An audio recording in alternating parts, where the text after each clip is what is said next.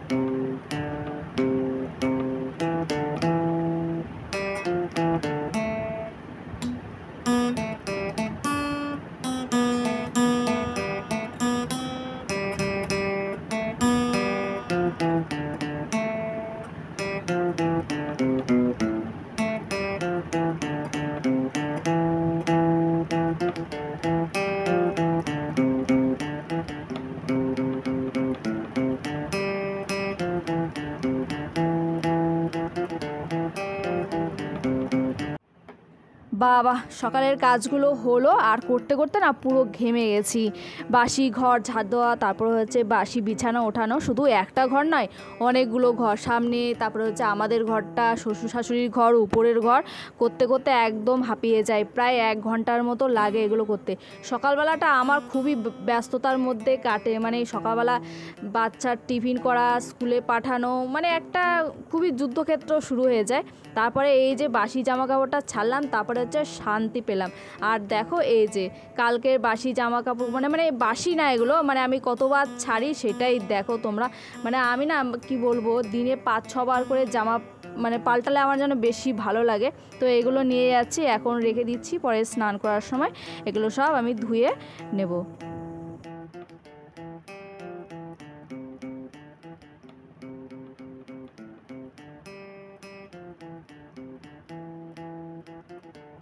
ঘুম থেকে উঠে জামা কাপড় ছেড়ে সব থেকে বড় কাজ হলো আমার ঠাকুরকে জাগানো। ঠাকুর যেহেতু রাত্রেবেলা শয়ন দেওয়া হয়, তো তাকে তো জাগানোর দরকার। সকালবেলা উঠে কিন্তু বাসি জামা কাপড় ছেড়ে, আর বাসি জামা কাপড় না ছাড়লে কিন্তু এটা করা যায় না, যেহেতু আমাদের একদমই সেপারেট আলাদাভাবে ঠাকুর ঘর রয়েছে। তো এই যে ঠাকুর ঘর খুলে নিলাম, আর তারপরে কিন্তু আমি গঙ্গার জল ছিটিয়ে নিই। আমার জানি না কেন জামা কাপড় ছাড়ি, স্নান করি, যাই করি, আমার কেমন যেন একটা মনে মনে কেমন যেন একটা থাকে। তো আমি গঙ্গা জলটা ছিটিয়ে নিই, তখন তারপরে কিন্তু আমার নিজেকে একদম শান্তি, একটা শুদ্ধ মনে হয়। তো এই যে পর্দাটা সরিয়ে দিলাম, ঠাকুরকে ঘুম থেকে জাগিয়ে দিলাম।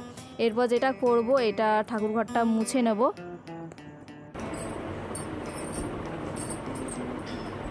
তো এখন ঠাকুর ঘরটা মুছে নেবো, আর প্রচুর ফুল ফুটেছে গাছে, তো সেইগুলো তুলে নেবো। তো বর্ষাতে না খুব ভালো ভালো ফুল ফুটছে, আর বেশি বেশি ফুটছে, তবে একটু কমে গেছে, কদিন আগে খুব বেশি ফুটছিল। তো এখন আমি ঠাকুরঘরটাকে মুছে নেবো প্রথমে, তারপরে ফুলটা তুলবো, তারপরে সকালে টিফিনটা তৈরি করবো।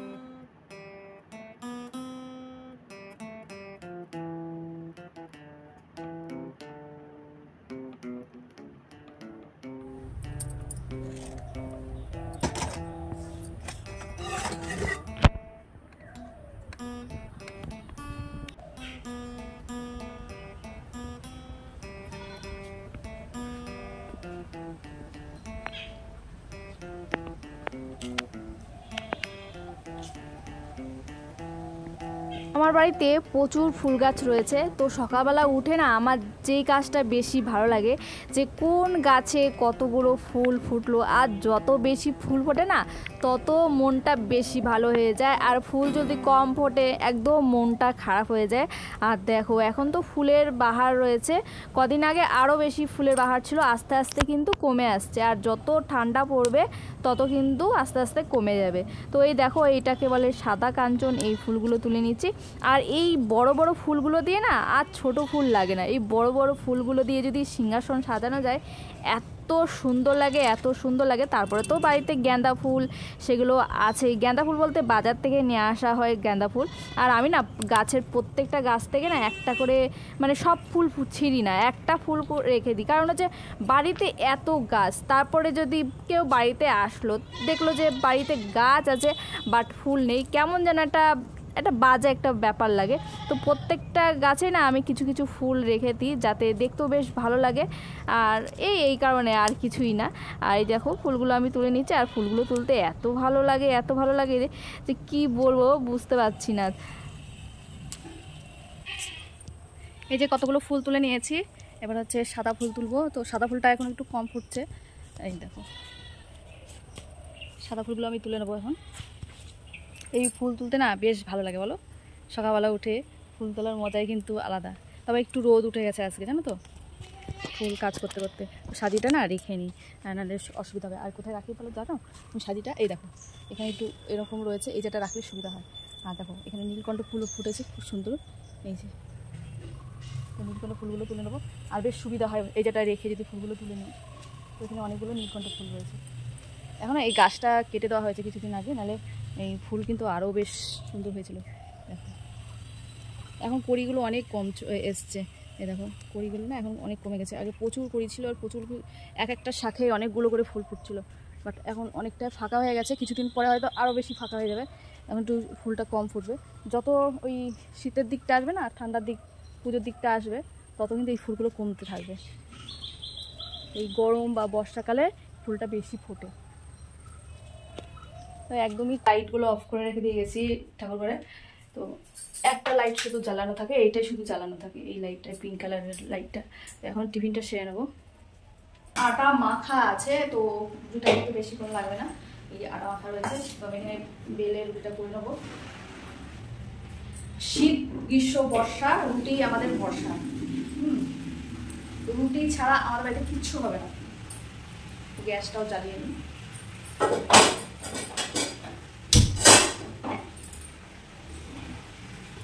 হয়তো মাঝে মাঝে হয়তো মাসে একদিন কিছু আলাদা ডিফারেন্স হলো, বাট সবসময় কিন্তু আমাদের রুটিটাই হয়।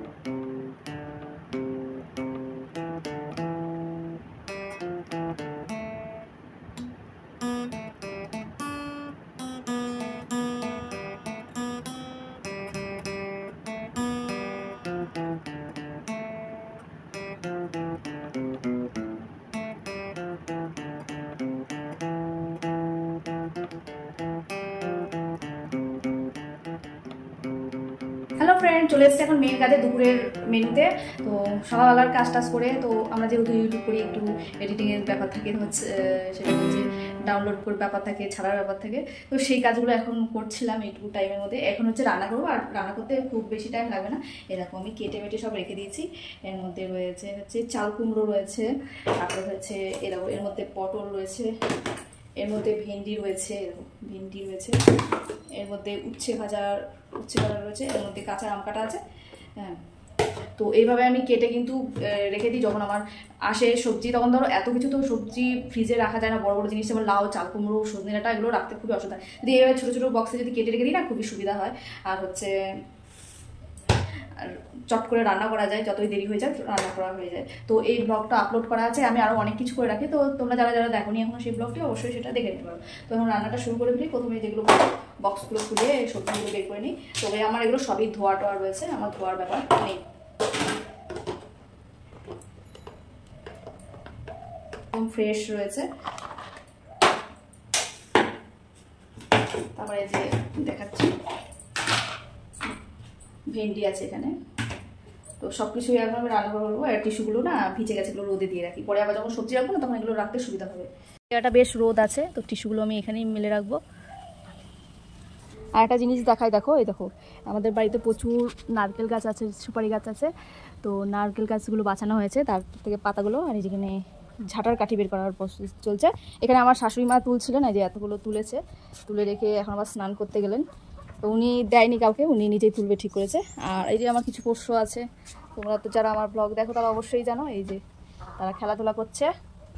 আজকে না মুরগির ঘরটা অনেকদিন পরিষ্কার করা হয় না, এই জিনিসটাও করতে হবে একটু। এই যে পালক টালক না, এমনি নোংরা কিছু নেই, যে ওরা যে গায়ের থেকে পালকগুলো তোলে সেই পালকগুলোতেই ভরে রয়েছে। আর এই যে সেই সবজিগুলো, আর এই পটলটা কিন্তু আমার অনেক দিনের কাটা।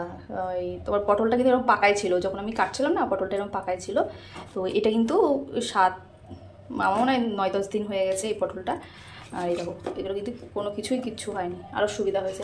আর এগুলো তো পুরো তাজা রয়েছে, এগুলো দেখো তাজা রয়েছে পুরো। তখন চটপট রান্না সেরে ফেলি।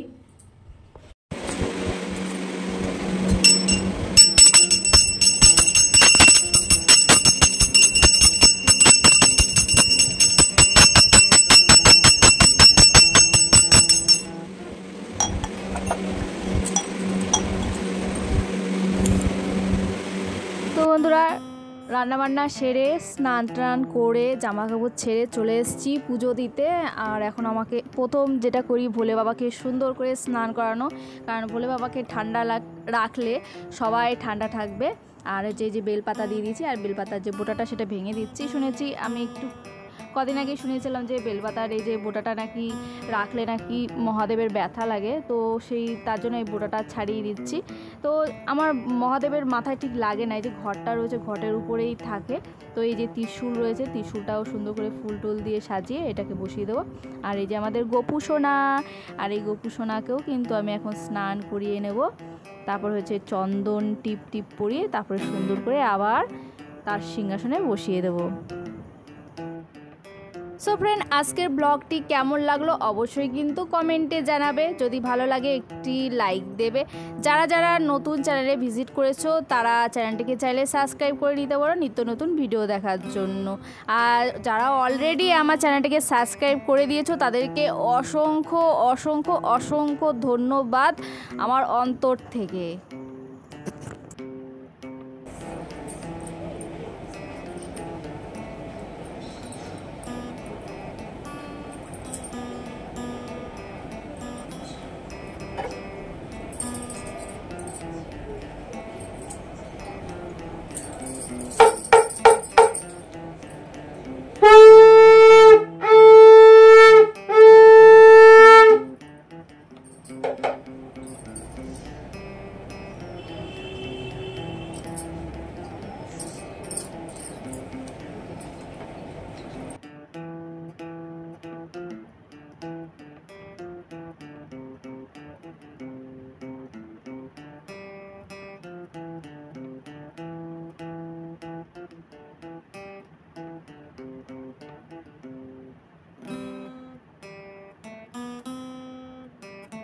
এরপর শান্তি। এই যে সারাদিন কাজ করলাম, এত কিছু করলাম, এই যে পুজোটা দিলাম, তারপরে কিন্তু একদম মনে শান্তি ফিরে গেল। যাই হোক, পুজো টুজো দিয়ে নিয়েছি, তারপরে খাওয়া দাওয়া করে দুপুরে বিশ্রাম নিয়েছি। তারপরে হচ্ছে সন্ধ্যাবেলা আবার সন্ধে দিয়েছি। সন্ধে দেওয়ার সময় কিন্তু জামা কাপড়টা আবার ছেড়ে নিয়েছি, কারণ ওই যে জামা কাপড় ছেড়ে আমাকে শুধু সন্ধে দিলে হয় না, আমার তার সাথে পুজোও দিই। এর জন্য যারা সন্ধে শুধু দেয় তারা কিন্তু হাত পা ধুয়ে নিলেও অসুবিধা হয় না। বাট আমি যেহেতু মানে পুজো দিই, তারপরে হচ্ছে ঠাকুরকে স্পর্শ করি, তারপরে হচ্ছে ঘুম পাড়াই, শয়ন দিই, এগুলো করি, তো আমাকে ধরতে হয়, এর জন্য কিন্তু আমি জামাটা ছেড়ে নিয়েছি। তারপরে এই যে বাচ্চার যে জামা কাপড় ছিল সেগুলো ভাঁজ করে নিয়েছি। এরপর আর কি এই যে রাতে চলে এসেছি, রাতের খাওয়া দাওয়া হয়ে গেছে, এরপর আসল কাজ করে রাখবো। আমি না বরাবরই যখন, শুধু এখন না, বিয়ের পর থেকেই যে রাত্রেবেলা না রান্নাঘরটাকে সুন্দর করে পরিষ্কার করে রাখি। রাত্রেবেলা যদি রান্নাঘরটাকে সুন্দর করে পরিষ্কার করে রাখি তাহলে কি হয়, সকালবেলা উঠে আমাদের একটু তাড়াহুড়ো থাকে, অনেক কাজ থাকে, সেই সময়টা তাহলে পরিষ্কার করতে হয় না। আর রাতে যদি আমরা গ্যাস ট্যাস যদি পরিষ্কার পরিচ্ছন্ন করে রাখি বা রান্নাঘরটাকে পরিষ্কার করে রাখি, দেখতেও বেশ ভালো লাগে, মনটা বেশ ভালো থাকে। আর শুনেছি নাকি মা লক্ষ্মী নাকি রান্নাঘর থেকেই নাকি প্রবেশ করে রান্নাঘর দিয়ে, তো রান্নাঘরটাকে সবসময় পরিষ্কার পরিচ্ছন্ন করে রাখা কিন্তু আমাদের খুবই দরকার। শুধু যে গ্যাস ওভেনটা মুছি তা না, সামনে যে একটু তেল টেল ছিটে যায় সেগুলো কিন্তু মুছে নিই। প্রত্যেক দিন যদি আমরা এই কাজগুলো করে ফেলি তাহলে কিন্তু আমাদের সেই খাটনিটা থাকে না। তো ওই দেখো আমি ওইগুলো মুছে নিয়ে তারপরে নিচে যে ফ্লোর সেটাকেও মুছে নিচ্ছি। তো এই দেখো পুরোটা একদম পুরো ঝকঝক করে নিয়েছি। আর এই দেখো পুরোটাই কিন্তু আমি পরিষ্কার করে নিয়েছি। এরপর আর কি, এরপর হচ্ছে রাতে শয়নের পালা। আর শয়নের আগে তো আমার মোস্ট ইম্পর্টেন্ট কাজ হচ্ছে আবার নিজেকে ফ্রেশ করা। নিজেকে ফ্রেশ করা সব থেকে মেন দরকার। নিজেকে যদি আমরা ফ্রেশ করে না রাখি তাহলে কিন্তু একদমই ভালো লাগে না। এই দেখো আমি এখন দাঁতটা ব্রাশ করে নিলাম, তারপর হচ্ছে ফেস ওয়াশ করে নিচ্ছি। যখন আমি এই প্রথম এখানে আসি, মানে শ্বশুরবাড়িতে আসি, বিয়ের আগে আমি এই জিনিসটা করতাম না কোনোদিন, আমার মা বলেও নি, যাই হোক মা করতেন। তো শ্বশুরবাড়িতে আসার পরে যে আমাকে দিন বলে দিয়েছে জামা কাপড় ছাড়তে হবে, বাট সেই দিনই যে শুনেছি সেই থেকে কিন্তু জামা কাপড় ছাড়া স্টার্ট করেছি। মানে যদি ভুলেও যাই না কেমন যেন একটা ম্যাচ ম্যাচ করে। শুধু তো সকালবেলা তো নয়, স্নান করার সময়, বিকেলে, রাত্রেবেলা তো মাস্ট, সকালে আর মাস্ট, এই রাতে মাস্ট, এই দুটো তো করতেই হবে। শুধু আমি নই, আমার বাড়ির প্রত্যেকে জামা কাপড় ছাড়ায়। ইভেন কি আমার যে বাচ্চাটা, সে কারণ হচ্ছে সে সকালবেলা স্নান করে সেরে স্কুলে যায়, তো তাকে বাসি জামা কাপড়টা ছাড়তেই হয়, তো সে বাসি জামা কাপড় ছাড়ে। তারপরে হচ্ছে আমার হাজব্যান্ড, সে ধরো কাজ টাজ করে এসে নাইট ড্রেস পরে, সেই নাইট ড্রেস ছেড়ে আবার সকালবেলা যখন কাজে যায় সেটা ছেড়ে আবার অন্য ড্রেস পরে। শুধু আমার শ্বশুরমশাই যে বয়স্ক মানুষ তিনি শুধু ছাড়েন না, বাদবাকি সবাই, আমার শাশুড়ি মা। শুধু যে আমি সারা বছর জামা কাপড় ছাড়ি এমন না, অনেক আছে শীতকাল থাকে তখন অনেক সময় ছাড়া হয় না।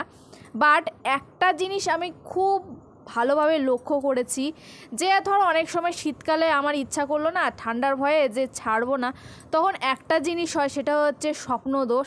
যে যাদের না স্বপ্নদোষ থাকে না তাদেরকে কিন্তু জামা কাপড় ছেড়ে অবশ্যই ঘুমানোর দরকার।